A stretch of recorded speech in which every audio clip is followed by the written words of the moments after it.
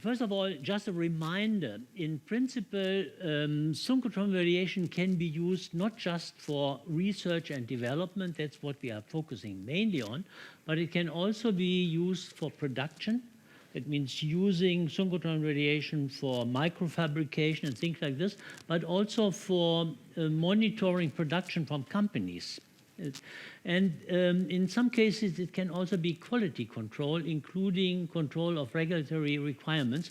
And I will have one example at the end where I learned a lot from a company because of those quality control things. Each of those areas has specific challenging and requirements, but I'm mainly focusing, as you would expect, on research and development. Okay, let's assume that after hard work, I hope you remember my talk, how difficult it is to find potential customers. Let's assume that you found a customer, a potential customer.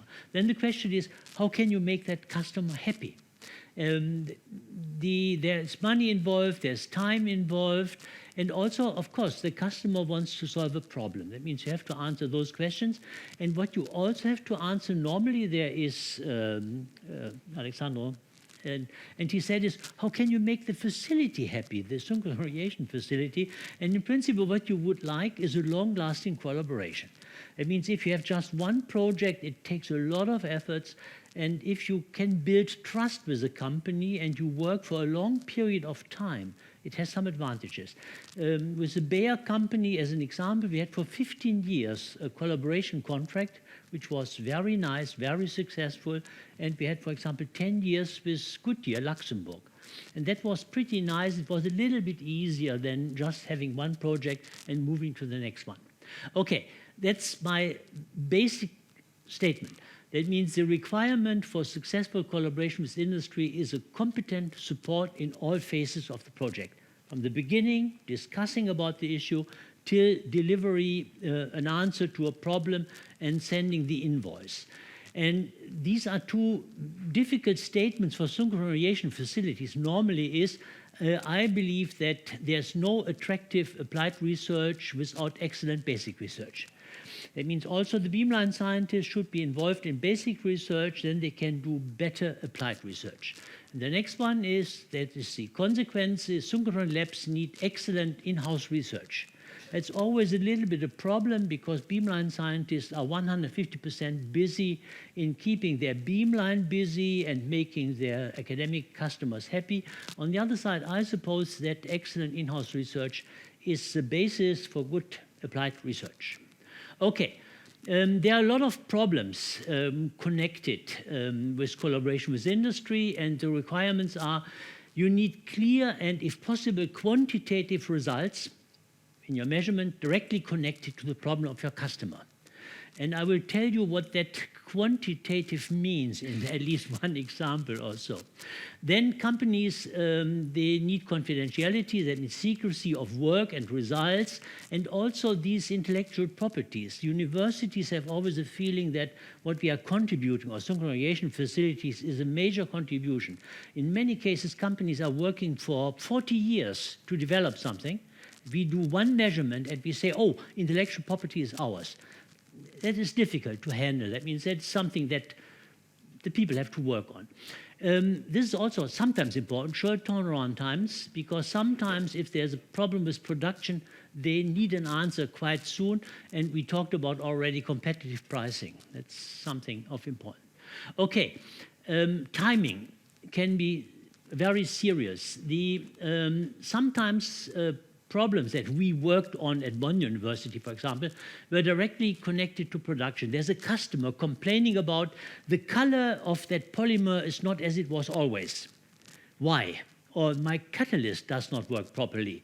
And in this case, the company needs an answer yesterday. That means they are pushing very hard because there's a customer waiting. And that is challenging. There are different types of collaboration, for example, improving vulcanization. Vulcanization was invented in 1839, and there's no time pressure. That means Goodyear can wait another month or perhaps other half year before vulcanization has to be improved. What we tried at Bonn University, that's a university machine. It's not a national lab. So it's a little bit different. We tried, or we promised to provide first results within 2 or 3 weeks, which was challenging, but in many cases we could do that. And I'm not quite sure what Alba can do in that direction also. Okay, confidentiality. There's always a lot of discussion about confidentiality. Our experience is that it's not as serious as we normally talk about it. There is a German university law, and that law says significant research results have to be published in a reasonable time interval. That's by law as when you work in a public university. But there are two important words: significant research results and reasonable time. That means that gives a lot of flexibility, what that really means also. Our experience is that we could publish 95% of all industrial results in reviewed journals. In some cases, there were the customers from industry, co-authors. In this case, we did something about flame retardant. That means phosphorus is a flame retardant. And there is a guy from the Bayer company involved. We also did a runner nickel. That's a very cheap catalyst. And in this case, it came also from Bayer, but there's no Bayer co-worker as a co-author, because sometimes the people in industry say is if our name is on the paper, our competitor recognizes what we are doing, and we are not really interested to be a co-author. That means we learned a lot of things. That means sometimes and in some cases, of course, you can't use the acronym of the company properly or so, but we could publish a lot of things. I can show you, I can tell you one example if you want later on what was not allowed to be published. Okay. The satisfying all those requirements, timing, money, confidentiality, is pretty difficult. And therefore, most synchronization labs develop various routes for access also, and at least fulfilling some of these requirements also. And there are basically 3 different routes with some modification. One is the academic mode. That means industry is asking for beam time as a researcher from university. They are writing a proposal, it's reviewed, they get a beam line, they have to wait for beam time, and it's normal academic research. That's point number 1. This is the normal thing, proprietary research. That means industry is paying for all costs. That means they are paying for the research, and there's confidentiality, and they have rapid access. There's a third thing that is pretty rare, but what Synchronization Lab like. That means a company is building their own beamline, which is pretty nice if that happens. And there are a few examples. For example, okay, I'm coming back to that. Okay, the academic mode, I mentioned that. If a company is asking for that mode, they need people that understand the technique. And that's a problem, because in principle, if you go to industrial researchers, of course, they know what infrared spectroscopy is, they know what protein crystallography is, but they hardly know what X-ray absorption spectroscopy is. And when we talked about those issues with the Bayer company, the guy in charge, he said is, look, if I'm sending you one of my scientists for 1 year to learn, and I have to replace him in the research lab, I'm spending something like 100K. And I'm not really sure that after 1 year, there's a reasonable result. It's easier to pay you 50K for your research instead of sending someone. That means, therefore, that academic mode is not too attractive if there are strange techniques involved. Protein crystallography, that's what people know in pharmaceutical research, and therefore the pharmaceutical companies are very often sending their own researchers to do protein crystallography. That's a different type. Okay, that is the standard mode, that proprietary research, and that construction. I just showed an example. Toyota is a very active company, and they have a Spring 8 in Japan. They have 2 beam lines, 100% dedicated for their research. And also pharmaceutical companies in the US, they have an association, a group of 8 or 9 pharmaceutical companies, and they are operating at the advanced photon source. They are operating a beamline for developing drugs also. That means that happens, but it's pretty rare. Okay, that proprietary mode has also various options. That means it could start with just by providing a beamline, and the people are coming in and doing their own research. And you can also have what we call the 100% analytical service. That means you are preparing the samples with your students or with your co-workers. You are measuring, you're doing the analysis or so. It means it's a very broad spectrum of opportunities that you can offer industry or so. I believe that in that analytical service, there are mainly 6 steps. You will always find things like this.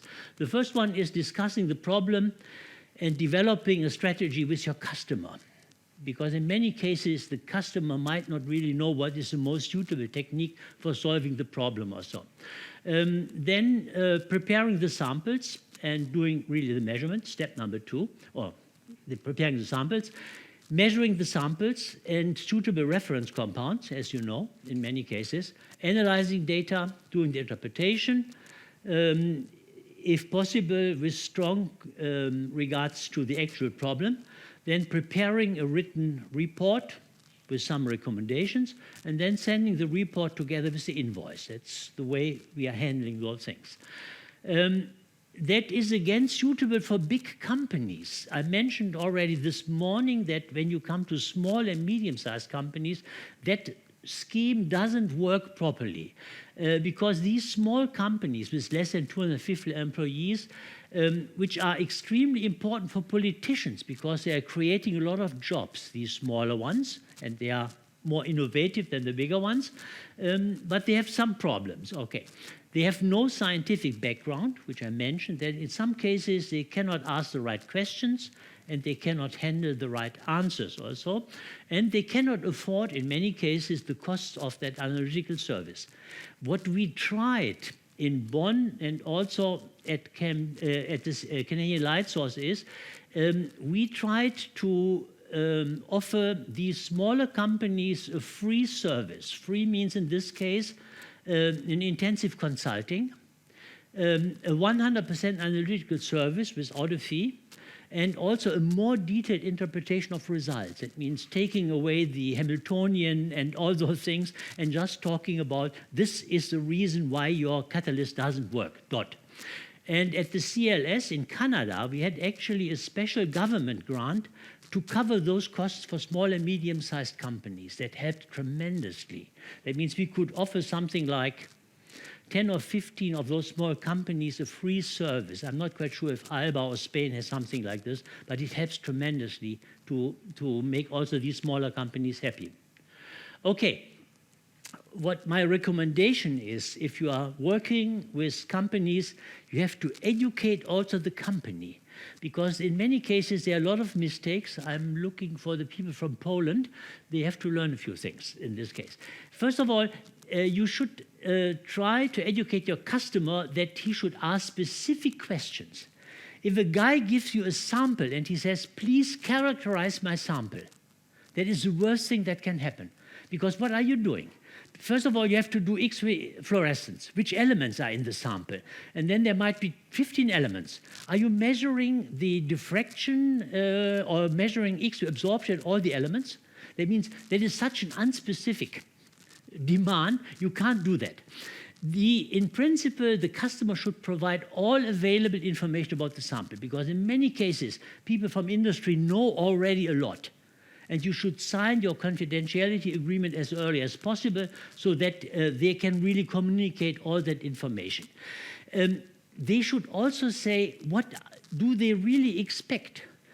Are they interested in why a catalyst is dying, or are they interested in why it's operating? Something like this. Because sometimes they are very vague, and therefore it's a little bit more effort than necessary to make them really happy. In many cases, for big companies, they can provide suitable reference compounds, which is challenging. For example, for our rubber research, we needed very urgently a carbon, sulfur, sulfur, sulfur, sulfur carbon molecule. that you cannot buy. It's not available on the market. That means you need a chemist, a good chemist, who is synthesizing such a molecule for you. And the big companies can do that. That's extremely important for really doing a proper network analysis for rubber or so. And they can help in some cases. What you should do, if possible, you should try test samples. That means on very different sites, at least to find out, is the technique that you are suggesting really suitable to solve the problem of your customer? All right. The customer should not underestimate the costs, which also happens very often. They have a feeling that it's cheap also, it's not. And they should not expect miracles, because synchronous radiation experiments, what I said in the morning, they are not answering all questions. Sometimes they help to get a part of the answer, but not the complete answer. Okay, what I would like at the end of my talk, I would like to show you one of the problems that I learned. That means the difference in the world of a synchronous radiation physicist and a guy working in industry. Okay, that means I learned some lessons. That was very early. Okay, it's chromium. We will talk about chromium a lot. In principle, you know there are at least two major valencies of chromium. It's chromium-3 and chromium-6. One is non-toxic. You can eat it. Sometimes there's a color pigment. It's orange or so. If you eat it, it's okay. It's chromium. Chromium-6 causes cancer. There's no doubt about that. But chromium-6 is also very often used because chromium is used in color pigments and also in tanning materials also. And when you're doing some mining, there is a lot of chromium waste in some cases. And one of our tasks was, again, for a company, to determine what is chromium-3 and what is chromium-6. And we did, for the people that are older, there was a famous movie with Julia Roberts as Ian Brockovich, because there was a legal fight in California. There was a company feeding chromium-6 into the groundwater, and there was a famous movie, but that's a long time ago, 100 years ago. You're too young for that. Okay, anyhow, that means if you measure chromium, the K-xanes of chromium, it's very easy. That means energy versus absorption. You can see chromium-6 has this very nice pre-etch peak that is going up. There's a shift of the edge of something like 6 or 10 eV. It's huge. It's very easy to distinguish between chromium-3 and chromium-6. And that's what we told industry. We said, oh yeah, very easy. We can do that very easily. Give us the samples. The guy in the industry said oh, stop. There is not just chromium-3 and chromium-6, there's chromium-4 and 5 that are rare valencies, but they exist. And you have to consider them, because the question is it possible that when you say it's chromium-6, it might be chromium-4? And we had to find first a solid-state chemist who was able to synthesize suitable reference compounds with chromium-4 and chromium-5 in it. It took a little bit of time. That was the first lesson. That means sometimes there are very rare valencies or very rare compounds that could play a role in answering your questions. Okay, that means these spectra are from good reference compounds, and we said, okay, let's go on. And we did that, and that's what you know. In principle, you can make what we call a ruler. That means the valency, whatever that is, from 3 to 6, as a function of an energy position in your spectrum.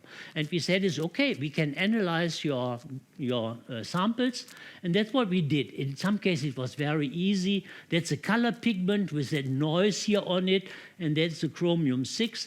And what we sent the guys in industry said is, we have one color pigment that contains chromium-6, and there is another color pigment, and there's no chromium-6 in it. That was our message. And then the guy sent a message back, and he said, no, it's not a physical unit. What does that mean, no? When I go to a regulatory organization, they say, what is your detection limit? Is it lower than 1 parts per billion, or what is it? That means he didn't accept our no. And that is when our work actually started. That means now we had to start looking for the detection limit of our setup. And that took a long time. That means we had to do a quantitative analysis of all those tiny features here.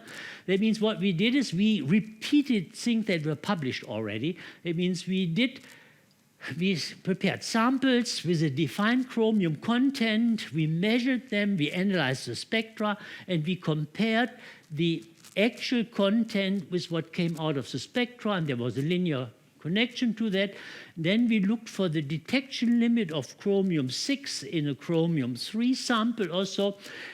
That took us something like 1 year of pretty hard work. And after 1 year, we could send a new report. And what they asked us, can you sign that report with your name and you justify that your detection limit is lower than 1 parts per billion? It was very hard to do that. That means we worked more than 1 year, and then we could send a report saying the chromium-6 content in your second color pigment is less than 2 ppm. That was what he expected.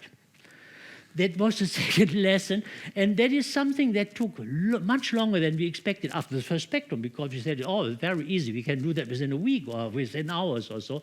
Who said? You said chromium-3 and chromium-6 is 10 minutes. It took us... It took us something like 1.5 years to get that answer done finally or so. Okay, the summary of what I'm saying is collaboration with industry is sometimes very painful and also stressful. It can take a lot of time also. On the other side, it's also rewarding if you are successful, and it's not just rewarding for politics and money, it can really be funny to collaborate with industry because the perspectives are sometimes so different from what you learn at a university or so. And yeah, thank you for your attention, and if you have questions, just ask me also. Thank you.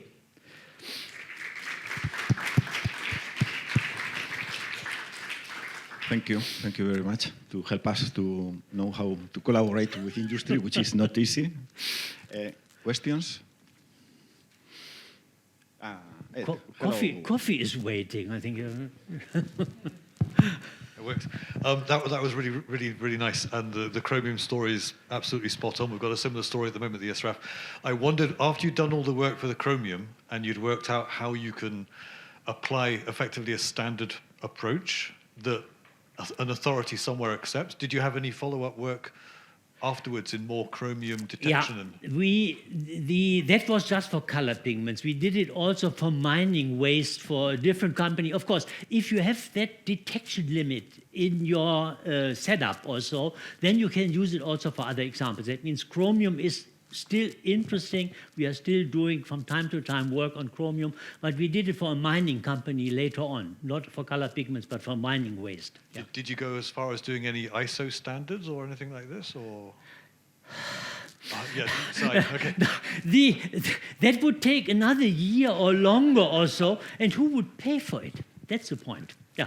No, we did never. We talked about it. Can we standardize it really and having it certified or so? We tried surface standards at one point in time with the German Bundespost. It turned out that it's for a university sometimes too complicated to get really these ISO certification. We gave up at one point again. No. Any other question related with yes, I have a curiosity. What was the worst case working with an industry? I mean, worst experience, I would say. Oh, we have a lot of pretty bad. No, in some cases, if they are not telling you the truth. For example, what I remember very clearly is gold. I had always a feeling gold is a very inactive material. But then it turned out that gold can be a catalyst if it is really brought as a nanoparticle on a suitable surface. And the people from that company that we worked with, they didn't tell us really the truth about it because it was also for them something they wanted to have a patent. And we worked a long time to get really the information, what is the catalytic active site? Because it's not the gold particle, it's that interaction with the surface, gold interacting with the surface of the support. That is the active. And that took us a long time, and that was heavily frustrating, and that's one of the things that we were not allowed to publish. We were the first, perhaps, in the world to look for those things also. That was frustrating. And also with smaller companies. There was a company from the south of Germany. They were drilling things with some oil, and when the oil is hot, there's vapor coming, and that is dangerous. And making in situ measurements with those drilling things, that was also challenging. And at the end, we could not really solve the problem for that company. That was frustrating, even with the money from the government not. There are two examples, frustrating examples. Okay. Okay, thank you.